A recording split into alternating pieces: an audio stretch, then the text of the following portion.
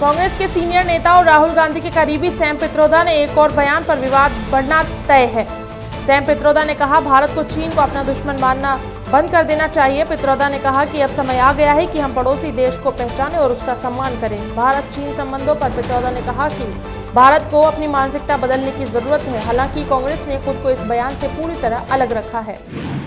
वहीं पित्रोदा के बयान पर सत्तारूढ़ भाजपा ने तीखा हमला बोला। पार्टी प्रवक्ता सुधांशु त्रिवेदी ने प्रेस कॉन्फ्रेंस कर पित्रोदा द्वारा चीन को दुश्मन न मानने की बात को निंदनीय बताया। त्रिवेदी ने कांग्रेस नेताओं के विदेशी संबंधों और चुनाव में विदेशी फंडिंग पर भी सवाल उठाए।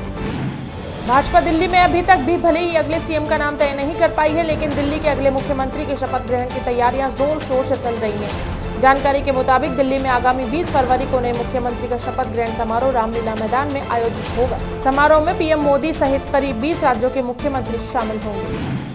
सुप्रीम कोर्ट ने सोमवार को पूजा स्थल विशेष प्रावधान अधिनियम 1991 की वैधता से जुड़े एक मामले में दायर नई याचिकाओं पर नाराजगी जताई। सीजेआई जस्टिस संजीव खन्ना और जस्टिस संजय कुमार की पीठ ने संकेत दिया कि वह दिन के दौरान लंबित अनुसूचित याचिकाओं पर सुनवाई नहीं कर सकती हैं। सीजेआई ने कहा कि याचिकाएं दायर करने की एक सीमा होती है। इतने सारे अंतरिम आवेदन दायर किए गए हैं, हम शायद इस पर सुनवाई न कर पाए।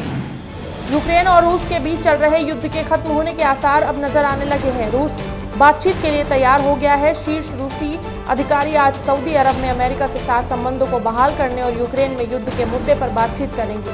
क्रेमलिन प्रवक्ता दिमित्री पेस्कोव ने बताया कि रूसी विदेशी मंत्री सर्गेई लावरोव और राष्ट्रपति व्लादिमीर पुतिन ने विदेश मामलों के सलाहकार यूरी उशाकोव सोमवार को सऊदी अरब की राजधानी रियाद के लिए रवाना हुए। केंद्रीय वित्त मंत्री निर्मला सीतारमण ने कहा कि बजट 2025 में दी गई आयकर में भारी छूट का मतलब यह नहीं है कि सरकार ने पूंजीगत व्यय से ध्यान हटाकर खपत बढ़ाने पर ध्यान केंद्रित किया है। मुंबई में हितधारकों के साथ बजट के बाद की बातचीत में केंद्रीय वित्त मंत्री ने कहा कि सरकार ने लगातार 2 तिमाहियों में जीडीपी के आंकड़ों में धीमी वृद्धि को देखते हुए खपत को बढ़ावा देने पर जोर दिया है।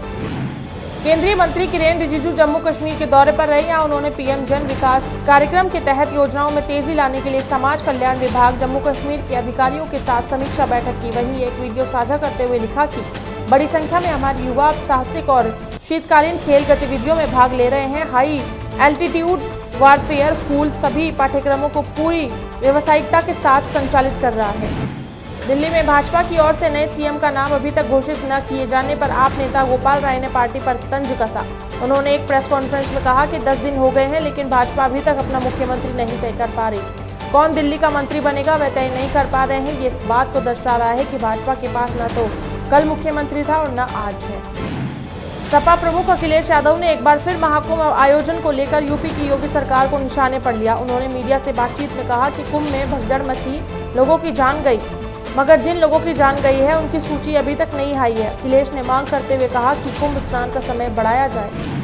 बीपीएससी के 70वीं परीक्षा दोबारा यानी कि री एग्जाम कराए जाने को लेकर पिछले कई महीनों से सड़क पर बीपीएससी अभ्यर्थी डटे हुए हैं। इसी कड़ी में बीपीएससी अभ्यर्थी एक बार फिर पटना की सड़कों पर उतरे और बीपीएससी 70वीं परीक्षा को फिर से करवाने की अपनी मांग दोहराई। वहीं पटना वाले चर्चित खान सर ने एक बयान में कहा कि सरकार अगर दोबारा एग्जाम करवाती है तो इससे सरकार का ही फायदा है।